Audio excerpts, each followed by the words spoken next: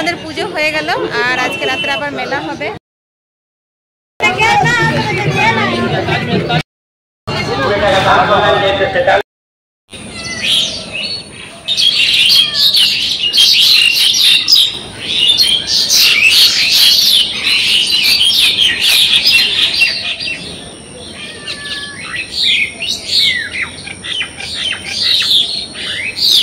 শুভ নববর্ষ আমার প্রিয় বন্ধুরা, গুরুজনদেরকে প্রণাম জানিয়ে আর ছোটদের বুক ভরা ভালোবাসা দিয়ে আজকের ব্লগটা শুরু করে দিলাম। আজ হচ্ছে পয়লা বৈশাখ। সকাল সকাল সব কাজ সেরে নিয়েছি।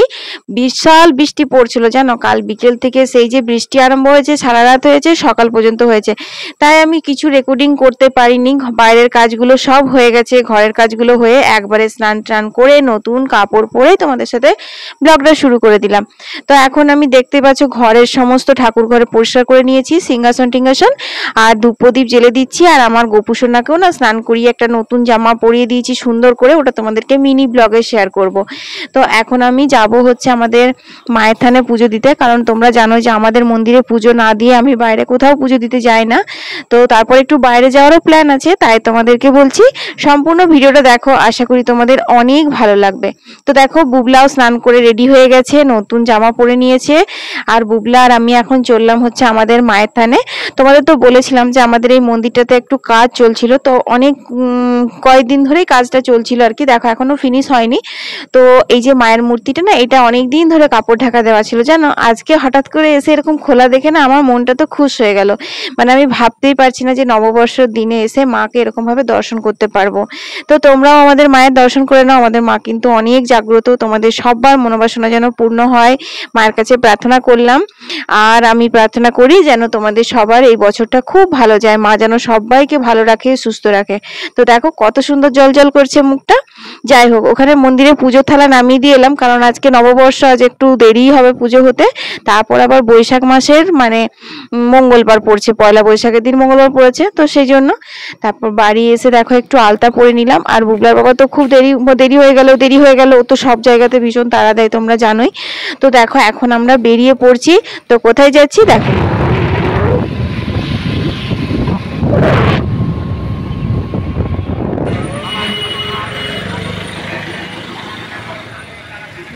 সেলফি করিলে।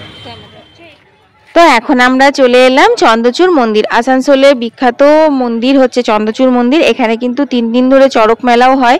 তো কালকে ঝড় বৃষ্টির জন্য না মেলাটা বন্ধ ছিল, তাই এখন অ্যানাউন্স করছে যে আজকে রাত্রে মেলা হবে।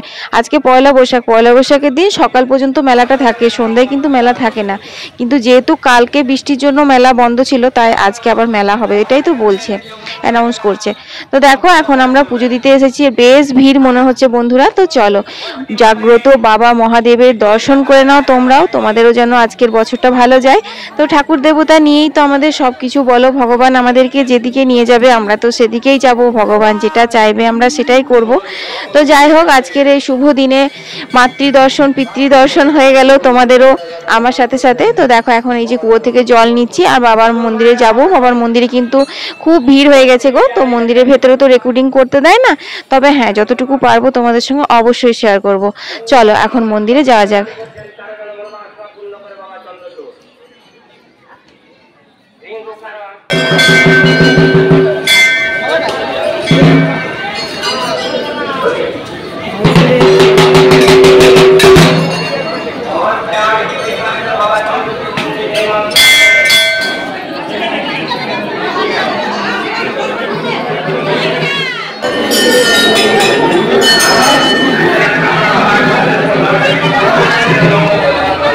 পুজো দিয়ে বেরিয়ে গেলাম। আর বুবলার বাবা তো দর্শন করেছিল, প্রণাম করেছিল, ও তো পুজো দেয় না, আমার সাথে বুবলার সাথে দিল। তো ওকে না ওই প্রদীপ আর ধূপ এগুলো সব ধরতে দিয়েছিলাম, কারণ ভেতরে কিন্তু চন্দ্রচূড় মন্দিরে ধূপ প্রদীপ জ্বালে না, বাইরেই জ্বালা হয়। তো বুবলা বলছে তুমি মায়ের থানেও প্রদীপটা জ্বাললে এখানেও জ্বালবে, এখানে দাও আমাকে ধূপ প্রদীপটা জ্বালতে। তো দেখো এখন বুবলা ধূপ প্রদীপ জ্বেলে দিচ্ছে, আর তারপর কিন্তু আমিও ধূপ প্রদীপ দেখিয়ে দিচ্ছি বাবাকে।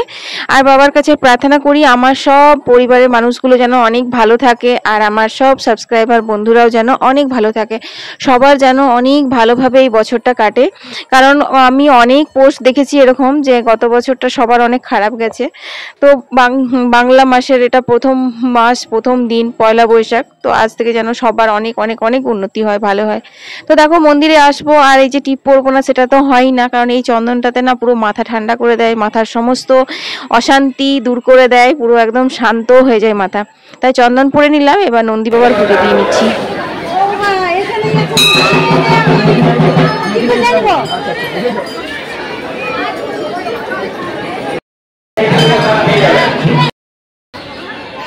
নন্দী বাবার পুজো দেওয়ার পর চন্দ্রচূড় মন্দিরটাতে অনেকটা এলাকা জুড়ে এখানে অনেক ছোট ছোট দেবদেবী আছে, আরো অনেক ঠাকুর আছে, সেই সমস্ত ঠাকুরের দর্শন করে নিচ্ছি। আর জায়গায় জায়গায় কল করা আছে, এখানে জলের খুব সুবিধে, তো জল নিয়ে তুমি ঢালতেই পারো। অনেক ছোট ছোট শিব মন্দিরও আছে, যারা ভিড়ের জন্য বাবার যে মেন মন্দির সেখানে যদি না ঢুকতে পারে তো সাইডের মন্দিরগুলোতেও পুজো দিয়ে দেয়, এই আর কি। তো বন্ধুরা, তোমরা যারা কাছে আছো দূরে আছো তারা অবশ্যই এই গাজনে চৈত্র মাসে সংক্রান্তির সময় যে গাজন উৎসব হয় তখন তোমরা এসো চন্দ্রচূড়, তোমাদের অনেক ভালো লাগবে। অনেক বড় করে মেলা হয় কিন্তু সন্ধ্যাবেলাতে। তো চলো এবার পুজোগুলো সেরে নিই।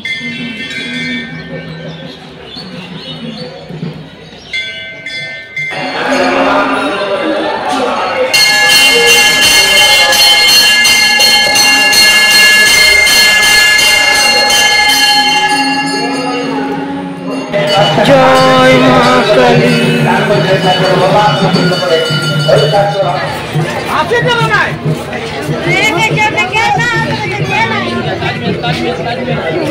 এদিকে চলে গেল। বাবার মন্দির চত্বর থেকে বেরিয়ে সামনে এখানে কালী মন্দিরটা আছে, মায়ের মন্দির, এটা এখানেও একটু পুজো দিয়ে নিচ্ছি, দেখে নিচ্ছি। মন্দিরটা না খুব সুন্দর, নতুন করে করেছে, তো এত সুন্দর কালারগুলো করেছে না, আমার খুব ভালো লাগে এই মন্দিরটা, ডিজাইনটা। সংসারী মানুষ, মেলা এসেছি তো সংসারের টুকটাক জিনিস তো কিনবই, তো টুকটাক জিনিস কেনাকাটা করতে করতেই শাঁখাগুলো চোখে পড়লো। তো আমি না শাঁখা তো চিনি না অরিজিনাল না কি, তো অনেকবার করে করে জিজ্ঞেস করেছিলাম শাঁখারিকে এগুলো ভালো হবে তো, তো আমাকে জিজ্ঞাসা করছে যে আপনি কোথা থেকে এসেছেন, এসব আর কি গল্প করছিলাম। যাই হোক, শাঁখাগুলো দাম দর করে নিলাম, জানি না ঠিক হবে কি না, তবে শাঁখা একজোড়া আমার খুব দরকার ছিল। আমাদের পুজো হয়ে গেল আর আজকে রাত্রে আবার মেলা হবে। তো দেখো এখন এই যে মিষ্টি ফিষ্টি সব কেনাকাটা হচ্ছে, যারা যারা মেলা দেখার আছে, কালকে বৃষ্টির জন্য হয়নি, আজ আবার হবে, কালকে খুলে সবাই। 40 টাকা স্টিল চেনি, 40 টাকা চায়না চেনি, 40 টাকা।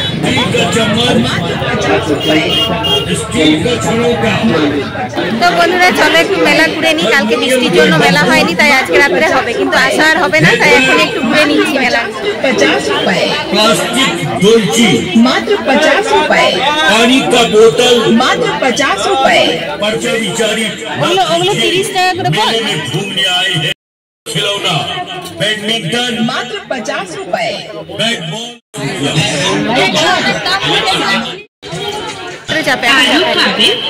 চলো আমাদের মেলা ঘোরা হয়ে গেছে, জিনিসও কিনেছি, এই দিকটা ঘোরা হয়নি, ঘুরে আমরা বেরিয়ে যাবো। 11:30 বাজে, গাড়ি গিয়ে রান্না বান্না আছে, কিচ্ছু রান্না হয়নি, শুধু দুধ গরম করে এসেছি।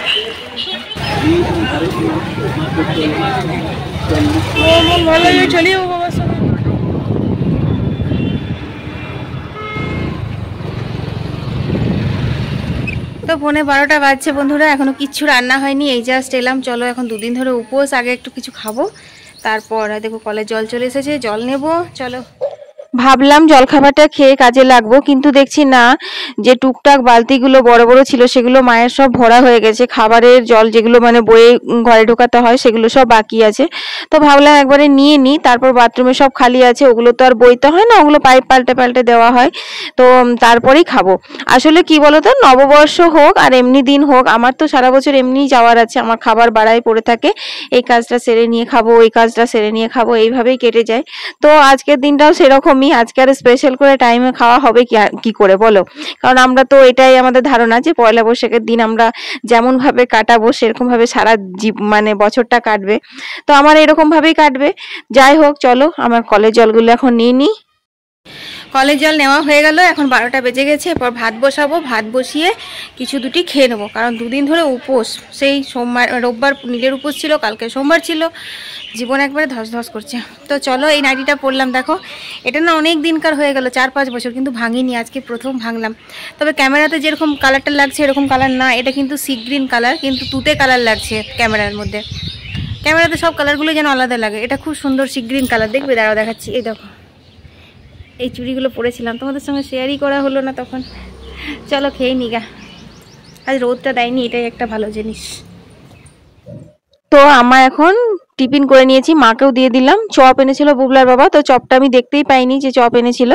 তো একটুখানি এঁচুড়ের তরকারি ছিল, ভোগের তরকারিগুলো যেগুলো নীল লক্ষ্মীর দিন ভোগ হয়েছিল, তো সেদিন তো উপোস করেছিলাম, খাইনি, তো সেগুলো রাখা ছিল, ওটা দিয়ে একটু মুড়ি খেলাম। তারপর দেখো এখন ভাতটা বসিয়ে দিলাম। এদিকে সবজি তো মা কেটে রেখেছিল সকালবেলায়, তোমাদের সঙ্গে শেয়ার করাই হয়নি। তো যাই হোক, কুমড়ো তরকারিটা চাপিয়ে দিই। নববর্ষ তো আজকে স্পেশাল কিছু মেনু বানাবার ইচ্ছে ছিল, মানে পোলাও, ফ্রাইড রাইস এই ধরনের কিছু, কিন্তু মানে শরীরে কুলোচ্ছে না জানো, পরপর 2 দিন উপোস হয়ে গেল। তারপর এতটা দেরি হয়ে যাবে মন্দিরে গিয়ে আমি ভাবতেও পারিনি, কারণ অনেকটা ভিড় ছিল। আর ঘরেরও টুকটাক কাজ সেরে ঘরের পুজো দেওয়া, মায়ের থানে পুজো দেওয়া, এই করে করে না আমাদের বেরোতেও তো 10টা বেজে গেল। তো সেই জন্য ওগুলো আর করলাম না, অন্য একদিন হবে। কারণ আজকের ওয়েদারটা এত ভালো রেখেছে বন্ধুরা, কি বলবো, কাল থেকে বৃষ্টি হচ্ছে তো পুরো একদম ঠান্ডা ঠান্ডা ওয়েদার। তো রান্না বান্না করতে আমার কষ্ট হতো না, কিন্তু শুধুমাত্র মানে কি বলবো, সময়ের অভাবে আজকে আর ওইসব কিছু করব না। তো ভাত বসালাম, আর এখানে কুমড়োর তরকারি করছি নিরামিষ, আর মায়ের জন্য পনির হবে, তারপর শাক হবে, এগুলো সব হবে, আর হবে আমাদের মাটন। তো চলো বাটাবাটিগুলো করে নিই।